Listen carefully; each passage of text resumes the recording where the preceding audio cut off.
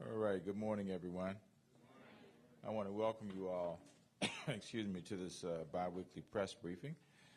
And I'm delighted to be here this morning at the African American Civil War Museum with the members, those who are able to be with us, of the 50th anniversary of the March on Washington Commemorative Committee. They were appointed in late June, and you're going to hear from the folks behind me, so I won't introduce them right now. I'm also grateful, very grateful for their willingness to serve in this capacity, to be able to mark this important milestone and mark this important event in the evolution of the U.S. For the last 50 years, from 1963, August 1963, when the march was held.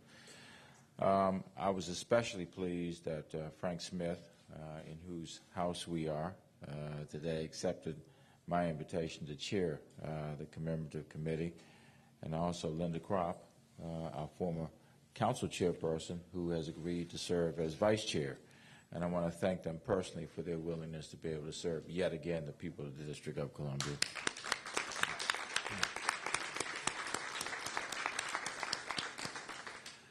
What they are working on, of course, is the planning for events that will take place between August 21st and August 28th, with events especially on the 24th of August, Saturday to August 24th, and then, of course, on the 28th, which is when the actual event took place 50 years ago. The local committee is also acting as a liaison between us here in the District of Columbia and the national planners for the commemoration, which includes, of course, the National Action Network. And we have Janae Graham with us today, who is the district's bureau chief, and will be speaking shortly as well. I also want to recognize Cynthia Brocksmith, who is our Secretary of State. Secretary of State, right, Cynthia? Her title is actually the Secretary of Columbia, but we want to get out in front of everybody else and make sure people understand that we're not going to refer to ourselves in this instance as the district. She's going to be the Secretary of the State of New Columbia, so we're delighted to have Cynthia in that capacity. I think you all will recall that the 1963 March on Washington was the largest event of its kind at the time. 250,000 advocates who were here in the city to march for jobs, justice, and freedom. It was covered live on television. It was a peaceful march that went from the Washington Monument, which of course is at 14th Street, over to the Lincoln Memorial, appropriately so. And there were many speeches that were broadcast, telecast, including, of course, what many think is the greatest speech ever delivered, and that was the I Have a Dream speech by Dr. Martin Luther King, Jr. More specifically, they advocated for the end to racial segregation in our schools, and even though Brown versus Board of Education had been decided 9 years before that, we still had de facto segregation in our schools. Freedom from police brutality, which continued, new public works programs, the prevention of racial discrimination in hiring, and fair pay and fair wage increases. Also, a lot of people don't know, and Dr. King was quite eloquent, as he always was, in articulating the importance of bringing self-government and autonomy to the District of Columbia. If you go back and look, he spoke on this issue in Lafayette Park in 1965. And here we are in 2013, really having some progress, but I guess most would consider it incremental progress at this stage. I think many people recognize, too, that the passage of the Civil Rights Act of 1965 owes its enactment in substantial part to the March on Washington in 1963. And, of course, the continued disenfranchisement of our people in the District of Columbia the fact that we don't have a voting representative in Congress, the fact that we can't have final approval of our own local laws, the fact that we can't approve on a final basis our budget for the District of Columbia, despite what I think is now years of a sterling track record in financial management, really further speaks, I think, dramatically to the continued disenfranchisement of the people of this city. So we hope to be able to have this march once again be a platform for the enfranchisement of the people of this city. And that's why it's hugely important that people come out. Because when people don't participate, it sends the message that we don't care, that there is complacency or resignation to our plight. We have 632,000 people now, at least on an official basis, who live in the District of Columbia. We're probably closer to 645,000 since the last census data came over a year ago. And to get 300, 200, 500 people to come out is a weak statement about whether we care about our own enfranchisement in the city. And I hope everybody out here will work not only to be there themselves, but also to make sure that we have others who turn out. This is one of those where, irrespective of what our differences may be, what our issues may be, seemingly we all ought to be able to agree on the importance of being able to enfranchise the people of the District of Columbia. So there are 4 or 5 things that I think will be important for our committee to do, and I know Dr. Smith and Chairman Kropp will speak to those things. First, to identify and highlight people, landmarks, artifacts, those things that were important to the March of 1963 that will help us connect to the freedom fight that took place then. To mobilize and coordinate support from district residents, those who in one way or the other connected with the District of Columbia. And frankly, I think many of us know that when people understand the plight to which we are subjected in this city, they are very supportive. There have been any number of polls that have been conducted that show upwards of 70% of people who say that this is wrong, that the District of Columbia should be freed from this kind of bondage, and how can a nation that prides itself in support for democracy all around the world deprive the people of the District of Columbia of a democratic, of the experience of democracy in this city. Also, and I know they will talk about this, we're expecting it to be a series of seminars and public hearings. I think there's a public hearing today, as a matter of fact. Teach-ins, which was a tactic back in the day. Educational forums, exhibits, social events, etc., all to mark this important event. And then, of course, to promote full autonomy and equality for the people of the District of Columbia. So with that having been said, I'd like to now ask Dr. Frank Smith, who has done an absolutely incredible job of bringing along the Civil War Museum to the point where it is now and continues to develop this important contribution to the District of Columbia and the fights that were waged decades ago to bring about freedom. So I want to ask Dr. Smith to speak first, and then I'm going to ask Janae Graham from the National Action Network to follow him. Frank? Thank you. Thank you very much, Mayor Gray. And let me just say that we've been able to make progress here with the African American Civil War Museum because of your outstanding leadership, both as chairman of council before you became mayor and as mayor. So we're very happy to have you as our friend and our supporter. And we know you'll continue to support us as we transition into that main Grimke building that you passed on your way over here. That building is really in really bad shape and in need of repair and restoration. And we're the ones to do it as we move in and take it over. So we're happy to have you with us this morning. I'm the chairman of the D.C. Host Committee, and one of the reasons why I heard Bishop Kelsey say the other day one of the reasons why I'm chairman is because I'm one of the few people in the room who's willing to admit to being old enough to have been here for the March on Washington. Everybody else you talk to, they were in knee pants and stuff, Elliot. I'm 71 years old. I'm proud to say it. Glad to be here. Had a few hills and mountains along the way, but I'm glad to be here today. And I was here in 1963, having traveled to Washington, D.C. from the Mississippi Delta, where I had just recently gotten out of jail for trying to register people to vote. And so I stayed in jail for about 6 weeks, and as a part of my reward or my R&R, they told me I could go to the March on Washington, except I had to pay my own way, so I had to find some money. And to do that, I went to New York to do some fundraising for SNCC, and came back here. And on the morning of the march, we gathered up at 11th and Monroe Street and walked down to the mall.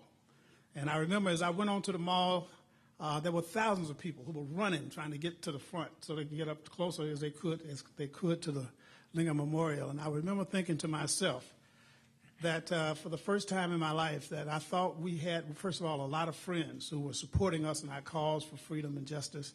And also I thought we might be able to win this thing. Maybe we can win this. And if we keep working at it and keep going forward. And so Dr. King made that famous speech saying, go back to the Delta and go back to Alabama, and just charged us all up. And I went back to Mississippi, stayed there for 5 years before I moved to D.C. in 1968. And let me just say, Mr. Mayor, I made up my mind that day that if I ever left the Mississippi Delta, the only place in America where I would want to live was in Washington, D.C. Right. The only place in America. And I've been here ever since. And I've tried to do my best to make a difference since I've been in this town. I'm the chairman of a committee, which is composed of a lot of people, and I am an old-fashioned SNCC organizer. Organizers organize. We don't try to do everything ourselves. We keep finding more and more people, Nadine. We keep finding somebody else to do it, somebody else, until we get 2 and 2 and 50 make 1,000,000. And if you get enough people working, you can get a lot of work done. And so that's what my job is. And I've got a great committee to work with. We have a vice chairperson here today, so I'm going to relinquish a couple of my minutes to her. Linda Kropp, who is an outstanding leader. Linda, you might not know it, but your picture's in our exhibit out there. You and the mayor, too, city council members, in our exhibit out there. And also, before you leave here, take a few minutes and go through our exhibit. In the exhibit is the speech that John Lewis made at the March on Washington in 1963. This speech became famous because, you know, John Lewis, he was our leader. He was a leader of the youth movement. SNCC was the youth movement in those days. And they stood over his shoulder and made him cross out some of those things he was saying at the time, so he didn't get to speak them. He wrote them down, and because they still writ down right over there in our of it from him, and he signed it, saying, putting his own name on there, saying, "Yeah, that's what I intended to say, if they had let me." If they let me say it. Well, these are the things that we keep in museums, and we keep them as reminders that and what John was talking about was the Voting Rights Act of 1965. He wasn't talking about the Civil Rights Act of 63. He was talking about the Voting Rights Act, which really was important to us. But let me take a minute and have Ms. Kropp, our vice chair, say a few words to us. Just say good morning, Ms. Kropp. We haven't seen you in a long time. Thank you very much, Mr. Chairman, Mr. Mayor, to each and every one of you. Good morning. Good morning. Well, we're here today to celebrate 50 years, and so much has happened over the past 50 years. It acted as a catalyst that brought us to where we are now, and it has been positive change. But the challenge is that we need to take the next 50 years to use this march as a catalyst to project us even further in the future.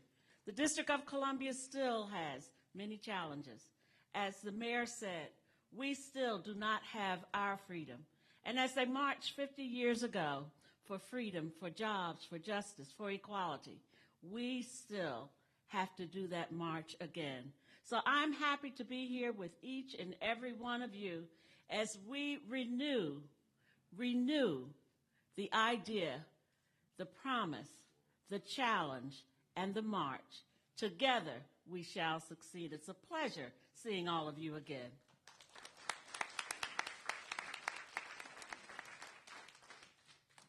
Good morning, everyone. I'm Janae Ingram. I am the DC Bureau Chief for National Action Network, and I am one of the main logistical organizers of the march. And it's a delight to be here today to really talk about why this march is so important.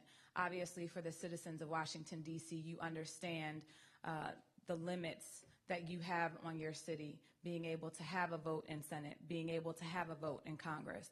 But we also know the challenges that this country faces just as a whole. When we think about what happened even just recently in the past 2 months, the fact that the Voting Rights Act was essentially gutted, in a sense, taking Section 4 and making it invalid. That's a huge threat to the democracy of this country and to the enfranchisement of many people across this country. We know 2011, 2012, we saw many voter laws that would seek to disenfranchise voters. And so we know that we need the protections that the Voting Rights Act offers. Essentially, we are coming to march to restore democracy to this country and to the many people who face those laws, voter ID and voter suppression laws. Additionally, we know that with the case of George Zimmerman and the verdict coming out, that we need to address state level, and that also ties into the voting piece. But additionally, we've not face issues. We are dealing with immigration, which we've not yet come to a decision about what will happen with the new immigration law.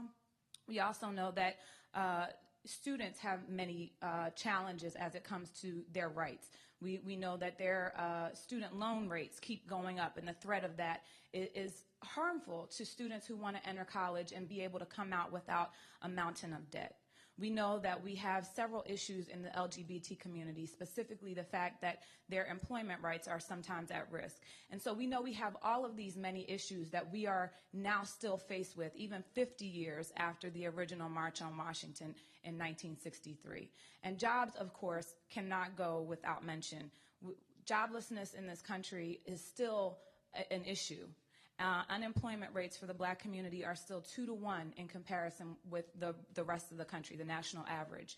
Youth unemployment is 6 times higher. So we know that these are challenges that we must address. And that is why this march is not just a commemorative march. It's not an opportunity for us to celebrate only what was done 50 years ago, but to really call to action all of the people who will be there and say that we still have a lot of work to do. So I hope that I see all of your faces, and you can bring 10 friends or more on August 24th at the Lincoln Memorial. Thank you for having me.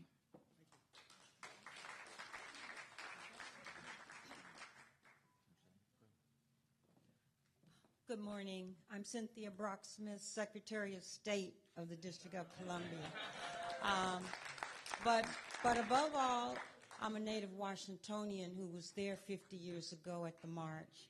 And I think that this is a very, very important thing to get all of my contemporaries out. I'm calling to challenge all those others who were with me at the time, all of my contemporaries, to march. Call all of your civic associations and sororities and fraternities and churches.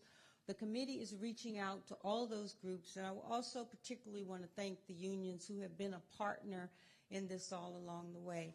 As a young woman, a young teenager participating in the march, it was my first awareness of the plethora of and the diversity of the issues and the people who were there supporting different causes. And I think that march was the impetus for a movement on legislation that increased democracy for people around this country, and I'm hoping that this march will be the impetus for self-democracy for the District of Columbia. Thank you.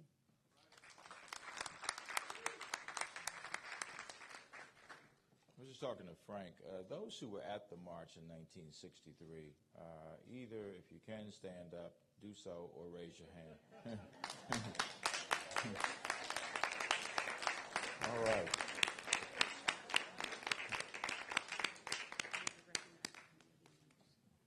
Also, too, we have a number of the committee members who are here today, and I would ask you all to stand and be recognized as well. Thank you very much for being here.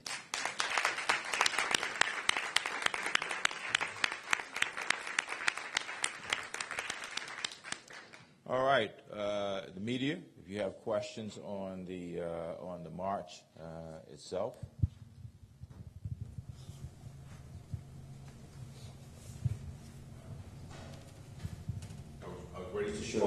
Ready to be called on. I was you, Mr. Sherwood, although my trusty aide was all up in your face with the microphone already, right? I was reading the tweet about this event. Mr. Mayor, where were you 50 years ago on the day of that march? You were Marching. a native Washingtonian? I What was were you? marching. Give us a little personal look at what happened then. Well, I was in a march, and I was proud to be a part of it. I marched from the monument down to the Lincoln Memorial. And then I stood there and listened to every one of the speeches that was delivered. And I think those of us who were there at the time knew that this was a great speech, that it was delivered by Dr. King. There were other great speeches that were delivered, but they were completely overshadowed by the I Have a Dream speech. You just knew. It was absolutely spine-tingling to stand there and listen. It was motivational. And as Dr. Smith indicated, I think it was not only the call to action, but it was what impelled many people to go back, as he said in the speech, to go back to wherever they had come from, to renew the effort, to redouble the effort, to bring justice and freedom to the nation. So it is one of the most memorable moments of my life. I was a student at the time and took it back to, where I was a student. I was. Just started. Bruce? What do you say to those people who might be confused about the reason for this commemorative march, who will look to the White House and say, we have an African-American president serving the second term, so why the need to come to Washington again in these numbers? What do you say to those people? Well, I think that's been articulated by several people already. I think it's wonderful to see the progress that's been made, Bruce, over these 50 years, the fact that we do have an African-American president. But the reality is that we still have many challenges, and certainly the District of Columbia is symbolic of those challenges that still, are before us. There are people who will look at the verdict in the Trayvon Martin trial and say, we have a lot of work to do, because how could that happen in a just nation? When you have unemployment at the level that we have, and unemployment disproportionately affecting especially African Americans and people who are Latino in the nation, when you see educational underachievement at the levels that we still have it, especially disproportionate those who would be defined as minorities in this nation, you know that we still have challenges before us. You heard Janae talk about the rights of people who are LGBT. We've made a lot of progress, certainly in this city, but we have light years to go elsewhere. So it is a celebratory moment in terms of what's been accomplished over the last 5 decades, but it will help to lay out the challenges that we have over the next 5 decades. And I actually hope, one, that we will express as vehemently as we can the fact that the issues affecting the people of this city were on the table then, and then continue to be formidable in the challenges that we face. I want to recognize that we've been joined by Councilmember Barry. I'll give you a chance to speak in just a minute, Mr. Barry. Let me take a couple of these media questions. Who was very involved, obviously, in the civil rights movement as well, and I'm absolutely certain you participated in the march. Is that right, Mr. Barry? Sam? Yeah, I see part of this news conference as partly to, I guess, sort of rally the troops, get people to show up. How many people are you expecting for this march? I don't know. I don't know that anybody knows. I don't want to put a number on it, because if I put a number on it, then if we hit that number, it sounds like we've met our goal. I guess my number would be as many thousands of people, tens of thousands of people, as we can possibly generate. And again, those who think we have arrived really need to come to this press conference and listen to, the challenges that we still have before us. I would really like to see tens of thousands of people from the city alone who are there. I think, and I tried to express this before, I think many days we are our own worst enemy, because we don't send a message that is forceful enough to those who are in decision-making capacities that we deserve the rights, that everyone else enjoys, and those rights should be accorded without further delay. And what role is the city government playing in this march? Well, we named the Commemorative Committee, of course, and maybe the Commemorative Committee is probably not the best choice of terms. It is in part a commemoration, but it's also, once again, a call to action. So we have named the committee. We are working with and supporting Dr. Smith, Chairman Kropp, and the others who are on the committee. We are participating in every facet of the march as we possibly can. And, of course, there are support services that we will provide across the city in order to ensure that it, once again, is an orderly and peaceful march, just as it was 50 years ago. How much will it cost? I don't know. We haven't. The cost to us would probably be more measured in in-kind services. Let's say the police that will be deployed on those days to help with the management of crowds and traffic and that sort of thing. I don't think it'll be markedly different than what happens when we have other events like this in the District of Columbia. And frankly, for our purposes, what is the price of freedom?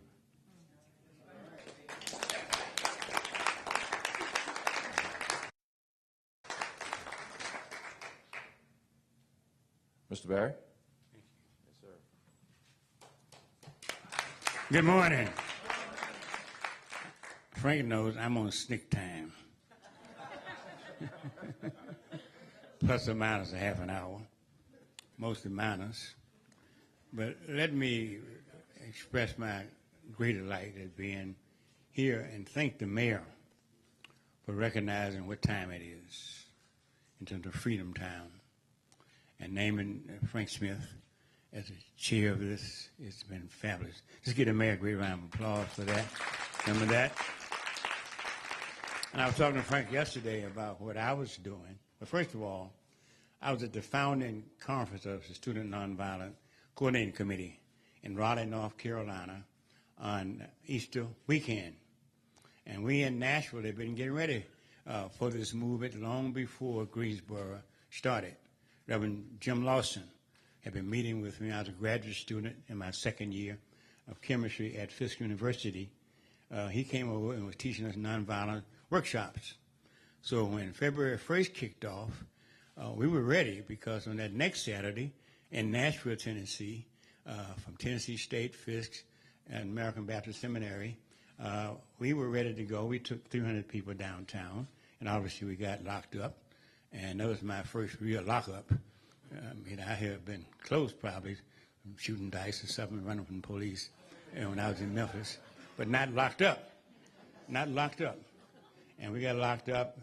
We were in a cell probably this size right here, in this building here for 300 people, both men and women together. They didn't separate us. They let us stay right in there together. And we decided to stay until Monday morning because we wanted to try to make a statement as to what we were trying to do. Now, we in SNCC thought that the NAACP and Urban League and CORE and everybody was moving too slow. So we was that revolutionary zeal, Frank, independent, wanted to make our own decisions. We read about history where students started revolutions all over the world. We wanted to be doing that situation. And so I left Fisk, went to the University of Kansas for 1 year, then went to the University of Tennessee, working on my doctorate in chemistry. But I was elected first chairman of SNCC, which I think was a great honor for me, and I thank Frank and others who were there for deciding that that was the best thing to do. We had competition between Atlanta, as Frank knows, and Nashville. We in Nashville, though, we were the baddest ever. And Frank and Lonnie King, I thought they were the baddest ever. But we all were the baddest ever in terms of the revolutionary zeal that we had. And I was in Knoxville. We started a movement in Knoxville because everything around the university was segregated. Everything was segregated around the university as it was in Nashville. So we started the movement on campus to try to open up the restaurants around there. So I came to Washington from Knoxville, Tennessee. About a dozen and a half of us came, loaded up in cars and hustled because we didn't have much to come here. Now, I had only been to Washington a couple of times, probably at SNCC and civil rights meetings, and I didn't spend much time in Washington. I heard about Washington, and in fact, if you're going south, if you started on an integrated car, when you got to Washington, they changed and get into a black car in the back. I had heard about that. And I heard if you're going north, you started with a segregated car, and when you got to Washington, you could get into an integrated car. But I didn't know anything else about Washington. I didn't know Washington had a right to vote. I had no idea about that, like most Americans don't know that. And so we came in 1963 to the march, and John Lewis was our chairman of SNCC. And some of the other civil rights people didn't want John to speak because he was speaking in a revolutionary kind of zone, and they didn't want that. And so Colin Cox and some others of us sort of conferred with John and conferred with the leadership at that time from SCLC and others. He watered his speech down about that much. That's about all. They wanted to go down to here with it, but he said, "No, I'm not doing that." We said, if he doesn't speak, we're going to disrupt the whole march. No question about that. We would have taken over the microphones. We would have taken them over. Right? No question. That was our method of takeover. You know, we like Occupy D.C. and Wall Street and all this other kind of people want to change this system permanently. And we did a great deal to do that. John spoke, and the next day I went back to Knoxville, working in the movement, studying chemistry, trying to get my PhD in chemistry. It was hard to be in the movement at the same time, Bruce, and go to school, but we did that. And so when I came to Washington in 1965, Jim Foreman, he's passed now. Let's give Jim a round of applause for all he did in that time. As our executive director, we went to Atlantic City in 1964 to demand that the all-white Mississippi Freedom Party, the Mississippi Party, White Party, be kicked out and put our delegates in. Hubert Humphrey, leading the effort, offered us 2 seats. We said, hell no. Fannie Lou and all of that. You keep those 2 seats. We're going to go back out on the boardwalk. I went to New York to try to round up all this money we had gotten from the assassinations of 3 civil rights workers. And Jim said, you got to go to Washington. I said, man, Jim, I want to go down and fight some white folks some more. I don't want to be up here. And that's what I want to do. Them badass sheriffs and other kind of people, you know. So I came to Washington in 1965 and at the SNCC office here. But I soon discovered, very soon, that Washington was not free. That we talk about democracy all over the world, but we didn't have democracy here. And so I started the Free D.C. movement. That effort was to try to get the business people, the Board of Trade was officially opposed to self-government. Most of the business organizations, white people, were opposed to the idea. And so we started the Free D.C. movement, trying to get merchants, primarily in those areas that sold to us, to put stickers up, Free D.C. movement. So that's why I got started with that situation. And you all know that I've been here I've been in public office over 31 years. That's my ministry. And it grew out of being in SNCC. Quite frankly, if I had not gotten involved with the civil rights movement in terms of Student Nonviolent Coordinating Committee, if Jim Foreman had not asked me to come here, I more than likely would not been here. So thank God that he asked me to do that. And I got here. I was supposed to be raising money and lobbying the Congress. That's what my job would have been.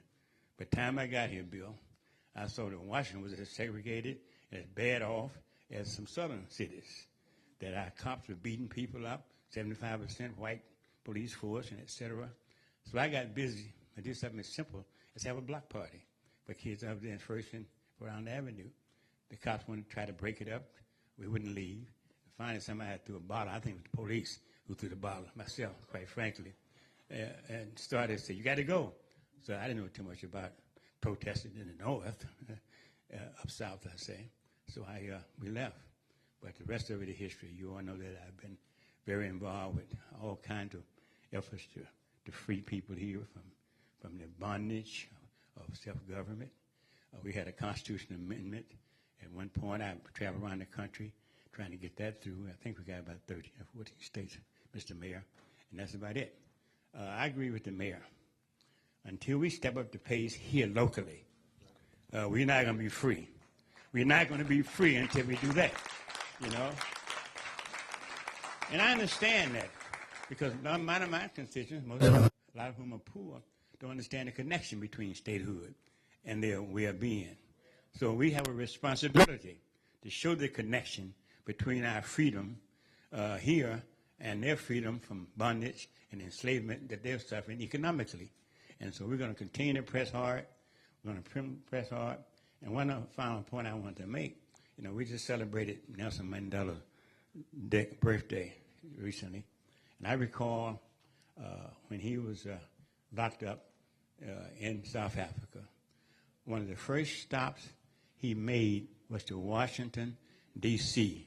And I was mayor at that time, and I welcomed him to the city, gave him a key to the city. And one other final point, I went to South Africa with Mayor Williams in August of '06, and we went to his home in Soweto, and he had a resolution from me with my name on it in South Africa. And on April 4th one year, we let 5,000 D.C. government employees go down to Massachusetts, get administrative leave, Mr. Mayor, and told them if you want to get locked up, get locked up. And if we got locked up, I wanted to be locked up, but he told me, well, you're the head of law enforcement, so you can't. I should have done it. Thank you, and God bless you.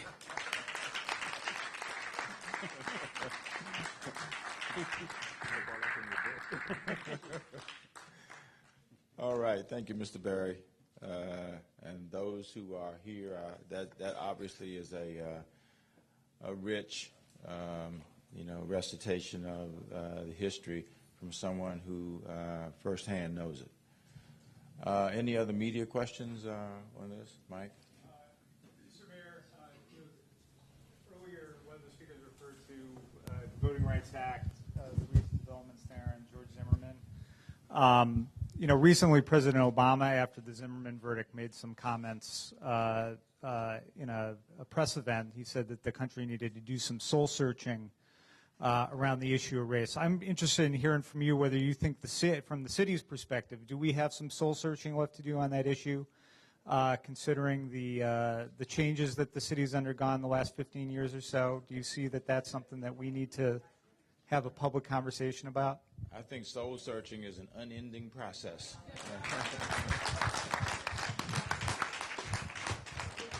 The day that we stop searching our souls is the day that complacency will have overtaken us in a way that our demise is right in front of us, Mike. So, there are enormous changes taking place in this city.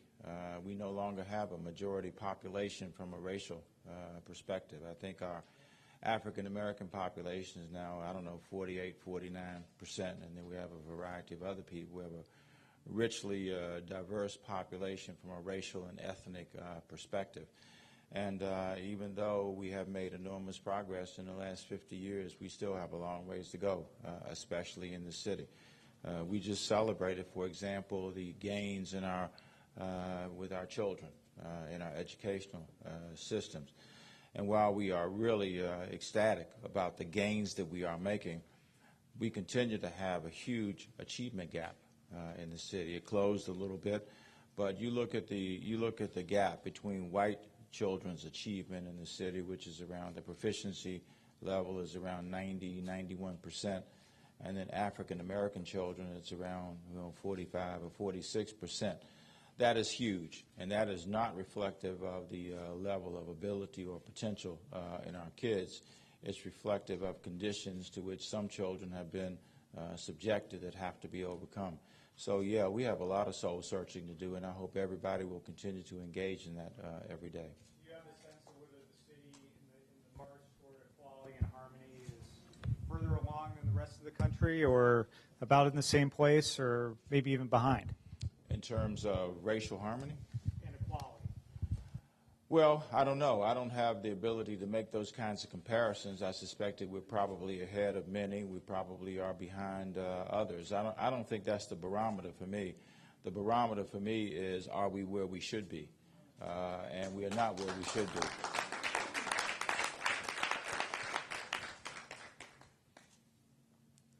Yes. Can you identify yourself? I'm Meredith Summers with the Washington Times. Kind of piggybacking off of that, is there any... Can you tell us again, you were coughing yes. while you were... Sorry. Yeah. My name is Meredith Summers, and I'm with the Washington Times.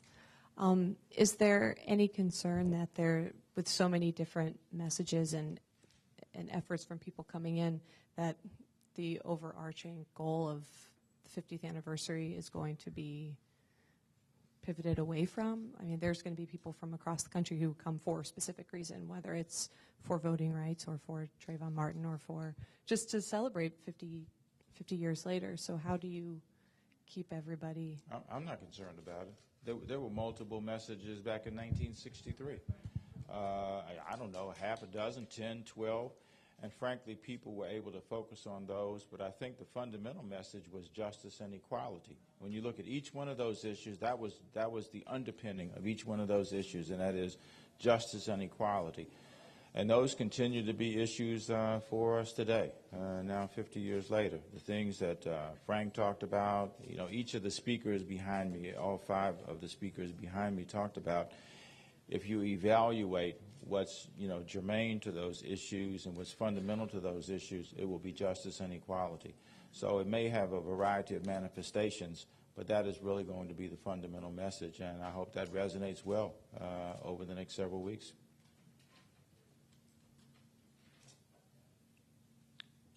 All right, thank you all very much. We appreciate it.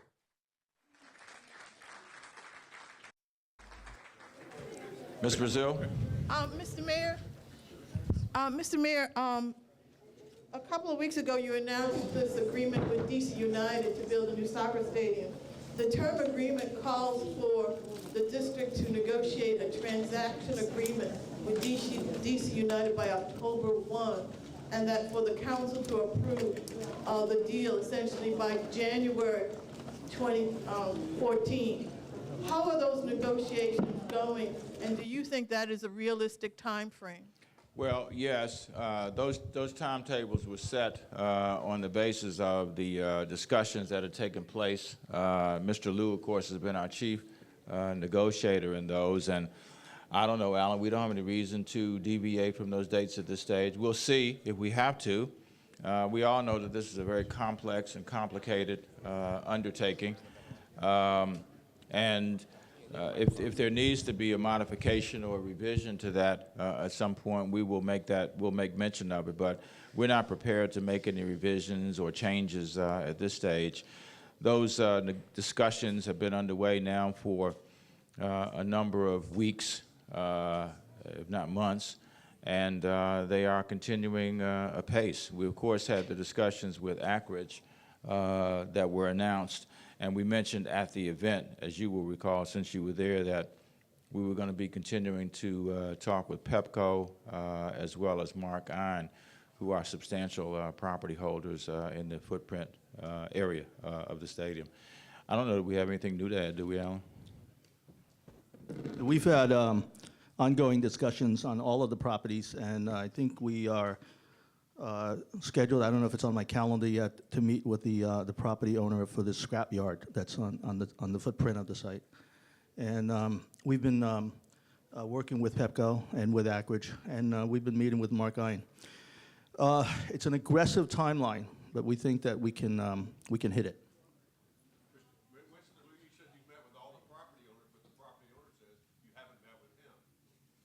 Yeah, we'll be meeting with him probably in. Yeah, it may be on my calendar already. Folks that on my team have been, I have, asked a couple of weeks ago that we try to get together with him. And at one point, we were under the impression that Mark Ein controlled that site, and it turned out his option had expired. So. Well, that's news. Media. Good morning, Mr. Mayor. Wait a minute. We'll go here, then we'll go to Patrick. Barrington Salmon, Washington Informer. I'm wondering if there's any progress that's been made on the living wage bill. Have you gotten it from the council? And no, I don't have it. Okay. So you might want to check in with the council and see what, I know that there's a great amount of geography between my office and the council, probably about 27 feet. So you might want to ask them why it hasn't been transmitted yet. In the meantime, we are inviting people. We've talked to a lot of people. We'll continue to talk to people to get their views and so on and so forth. So those meetings will go on until there's no need for any more meetings. Mr. Mayor, can you follow up on that? I mean, what do you understand? Well, let me take Patrick and then you, Bruce. Mr. Mayor, back to the scrapyard issue. Why weren't the owners of the scrapyard notified when this big press conference was announced 2 weeks ago? I mean, they were right next door. And to follow up, it doesn't sound like they want to move, and so would the city be willing to use eminent domain to take that property? By scrapyard, you mean like the junkyard? The salvage yard, yes. I see. Yeah, There was no intended slight. We've been meeting with the two property owners that had the largest share. I guess 3 property owners. The district owns is probably the 3rd largest property owner when you include the streets that would be closed and the 2 parcels that are on the edge. The Pepco owns about 45-50% of the footprint, and then Anchorage probably about 25%. The Markine and the scrapyard owns maybe like 10-15%. Okay, so there's no point in assembling 15%, and then we're missing 85%. So that the strategy has been to amass the largest part of the site, and then work through work through the rest of it. And the question about eminent domain, that's always out there. The mayor has the power to do that, and we'd like to work this out in an amicable way. Even eminent domain still involves market value, but it takes us into a different process. We're looking to do this acquire it on a friendly basis, and if we can't, then that's always out there, right? So the city is prepared to use eminent domain, take the property. I think that's what I said. Yeah. I'm trying to use 3rd grade English so that I don't lose any of you guys, okay? Whoa. Thank you, Alan. Just to follow up on that, Bruce, eminent domain has been used, of course, with the National Stadium. It was used with Skyland also. But I think Alan is absolutely right, and that is, it is. Well, I don't know about 3rd grade English, but he was right about the fact that it's used as a last resort. I see a hand over here. Oh, Mr. Sherwood. Mr. Mayor, I went outside. I thought you were going outside. Have you said? I will be going outside at some point. Once again, I'm always early. Could you comment on the sad case of the latest suicide in the jail, the 4th since last fall? I don't know. Is Paul here? Yes, he's coming up right now. Okay. Yes, we did have a suicide. You're absolutely right, Tom. We have looked once again at the procedures that are used to try to prevent these kinds of incidents. I just read a report last night. There are 5 or 6 things that have been done in the wake of this situation. I'll ask Paul, our Deputy Mayor for Public Safety and Justice, Paul Quander, who is close to this issue, if he can express what some of those things are. There have been a number of steps that the Department of Corrections has taken to address the issue of suicides. Within the last 10 years, there have been 7 suicides at the jail, but within the last year, there have been 4. Some of the things that we have done is that we've increased the amount of rotations in which the correctional staff actually will check on the inmate population. It was every 30 minutes, now it's 15 minutes. Instead of having the correctional officers write manually that they've performed those checks, we've installed electronic devices that have an electronic signature so that we can verify electronically and independently of the correctional officers that they, in fact, have made those evaluations and those visits. One of the truths that we're dealing with is that the jail is almost 40 years old. It's an old facility, and it has some issues as far as security and blind spots and things of that nature. The most recent suicides have all involved individuals who have been charged with sex offenses. The jail has done a very good job of reducing its population and managing its population. As all of you who've been here for a while know, that the jail has chronically been overcrowded, and we've dealt with population management. But the team there now has done a very good job in reducing that and managing the population, so that now we have a number of our inmates that are housed in single cells. The facts and the statistics indicate that most suicides take place by hanging, and they take place in single cells. So what we have done is we've gone through and we've identified every inmate in the jail who is a sex offender, and we have, in fact, placed them in cells with other people. So we want to make sure that we have a process in place that realizes and takes a look at the facts. We've made those adjustments. And so now every sex offender will be housed with another inmate to reduce the likelihood that they will, in fact, commit a suicide. We are bringing in experts from NIJ, National Institute of Justice, and others to take a look at our policies and procedures. But I have to remind you that the Department of Corrections and the jail in January was reaccredited by the American Correctional Association. So our policies and our procedures and our manpower are in place. But sometimes when you're dealing with the issue of suicide and individuals who are going through trauma and individuals who are committed to their own demise, you try to do the best that you can, and we will continue to improve our system. So we have undertaken a number of efforts for bringing in additional resources and expertise, and we will address this issue. Thank you. Approximately a little less than 90 that are incarcerated and pending trial or awaiting sentence at this point. Just under 90. Just under 90. That doesn't mean anything. I mean, 90, is that a big number of sex offenders for the jail population? I think that number is fairly consistent over the last couple of years. In the jail, there are approximately 2,400 individuals. Okay. Do you have any more intelligence in terms of why sex offenders would be more prone? No, something that we're asking the experts and our mental health officials to help us with. That just appears to be there's a correlation between the events that we're seeing now. Over the past, we haven't had that issue. The most recent event took place after the individual had been in the jail for more than 7 months. And normally, suicides take place shortly after incarceration. So there are procedures in place to isolate individuals, to place them in a particular area so that we can watch them for that first week so they can transition into the jail setting. But this one was abnormal in the sense that he had been incarcerated since December. Will you allow us to come visit the jail? There was a time we could go visit the jail, see for ourselves what's going on there. Some years ago, maybe now in a couple of decades, I mean, they just locked it down. I mean, no media allowed. Can we come take a tour of the jail? Well, what I will be able to do, let me talk with the director of the Department of Corrections, and yes, we can make arrangements if you or any other media member would like to.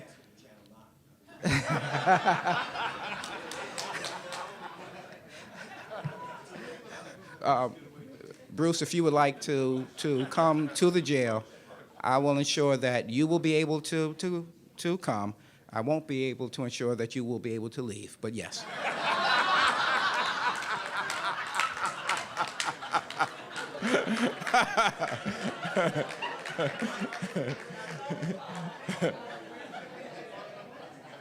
I guess if you have a checkered past, you better think twice about coming, Bruce.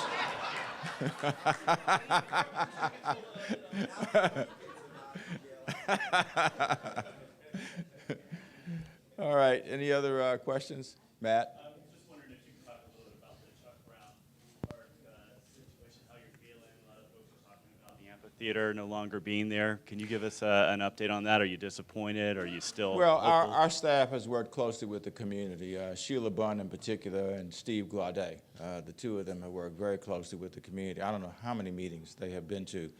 And, we started out with, an amphitheater that would have 800 or 900 people in it. We thought that would be a good thing because we started with the position that we wanted to remember Chuck Brown, who is an iconic international figure who is widely regarded as the father of go-go, in this musical genre that was established here in the District of Columbia. There were people in the area who were concerned about concerts being conducted and they would be disruptive in their midst and whatnot. So we scaled down the monument, if you will, to Chuck. There will continue to be one. There will be more of, a pictorial exhibit for Chuck, but it will be in Langdon Park. Yes, we would like to have had what we set out to have, but we also have been an inclusive and transparent administration. We've tried to work with people. I think most people would say that where people are reasonable, we've been reasonable. We have been in this instance, and we want to move ahead now with what's planned, and that is a tribute to Chuck Brown, who is one of the most important people, musical figures certainly, in the history of the city. Thank you. Okay, thank you all very much.